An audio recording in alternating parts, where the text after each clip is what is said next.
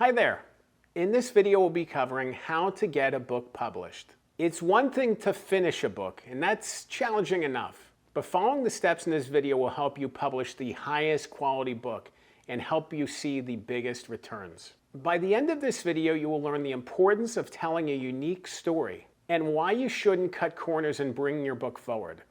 And stay tuned until the end of the video for a free opportunity. Let's dive in.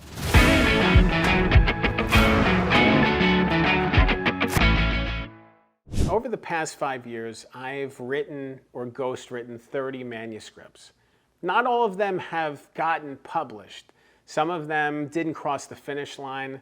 Some, the authors decided that they didn't want to publish. You know, and then more frustrating than that is the books that could have been great and the authors cut corners and jumped ahead and tried to race to publication, just thinking that they needed a book out in the world. And I'll go to Amazon a year or two later and see that 3 people reviewed it. You know, when this thing had an opportunity. It had an opportunity to be great. It had an opportunity to be well received and to have an impact.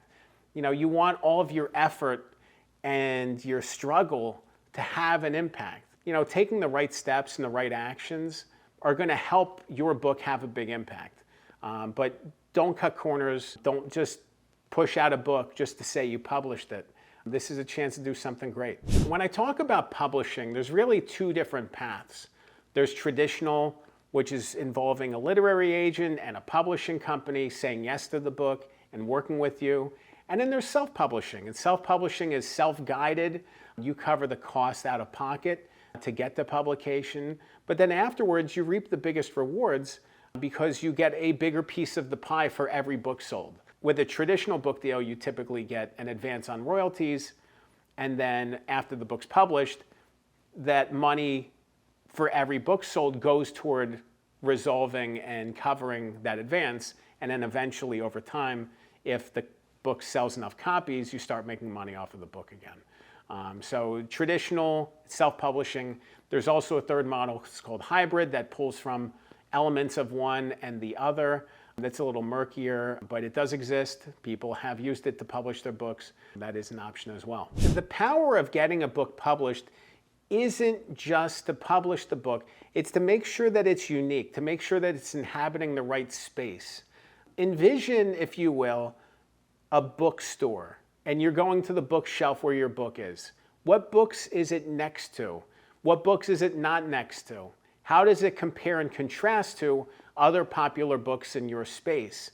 You really need to think about these things as you're writing your book and editing your book and publishing your book, because all of those elements are going to come into play. If your book is too similar to other books, or if it's too different than other books, you know, if it's way, way, way outside of the scope of the typical books in your space, it might not have the same impact. It might not have the impact you want it to have.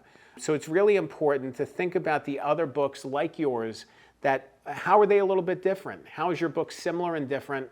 What are the things that makes your book unique? Leaning into that uniqueness is going to make your book more powerful, and it's going to help your book connect to the right audience, which is the most important thing. You want to make sure your book gets in the hands of the people who need it most. Back to that point of racing ahead, a lot of times people will cut corners on the editing and production steps in the process. They will speed through editing. They won't work with editors who are going to challenge them and ask the right questions and raise the right concerns.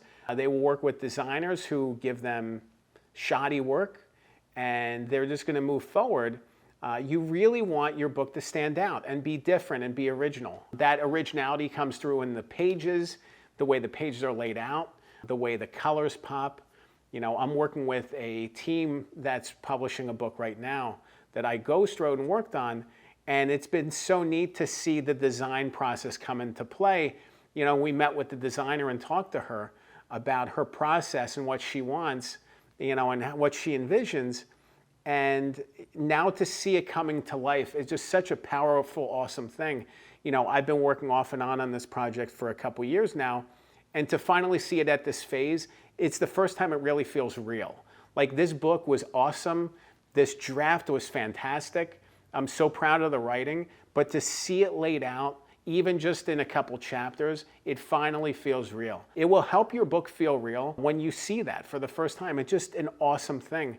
You don't want to cut corners on that because these are all the things that readers are going to notice. They're going to notice if you cut corners on the writing, if there's elements missing, if you haven't explained stories properly, if elements are repeated or redundant. Those are all the things your editors are going to catch. When you think about editing, think about 3 steps: content or developmental editing, copy editing, and proofreading. All of those things are important to making sure your manuscript is as strong as possible.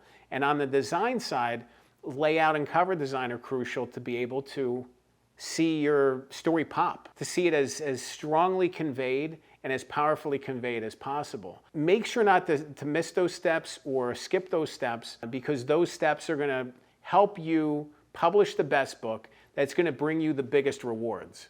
So you don't want to jump ahead. You really want to get this stuff right. And if it takes a little bit longer, if it has to sit there for a little bit longer and stew, if you need to spend more time refining it, do it. It's going to be worth it, because once you publish something, you can't really take it back. Like, you can you can pull it down and fix it. You don't want to do that. You want to publish it, and you want to have it there, and you want it as strong as possible. Ultimately, stick with it. Stick with the book. Stick with the thing that you're doing. This book is a reflection of you. It shows your ability to finish something big. It shows your ability to inhabit a space, to say something important. It's so powerful to be able to publish a book. And why not you? Why not you tell this story? If you don't tell this story, maybe someone else will. Maybe they will tell it in a different way than you would, and maybe it won't be the same story. Maybe it won't be as powerful. It's really a special thing to be able to bring your message out into the world and know you did it in the highest level of care and quality. And readers are going to recognize that. Readers are going to love it and appreciate it. And why would you deprive a reader of that?